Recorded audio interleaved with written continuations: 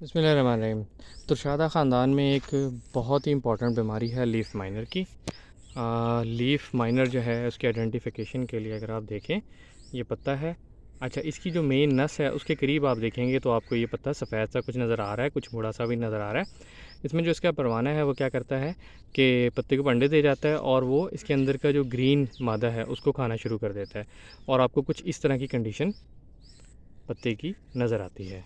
ठीक है, अगर ऊपर से देखें इसको, ये दूसरा पत्ता है।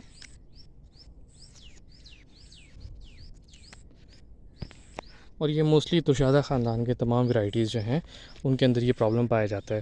ज़्यादातर इसका हमला जो है ना, ये मार्च अप्रैल मई और अगस्त और सितंबर इसके अंदर किया जाता है। अच्छा, इसकी हल की अगर आप बात करें तो इसके लिए आपने क्या करना है, टाल स्टार जो है ना एफएमसी का एक प्रोडक्ट है जिसमें बाइफेंथ्रीन है, उसको आप स्प्रे करें। ठीक है ना, वो काफ़ी इफ़ेक्टिव है इसके लिए। देखने का बहुत शुक्रिया।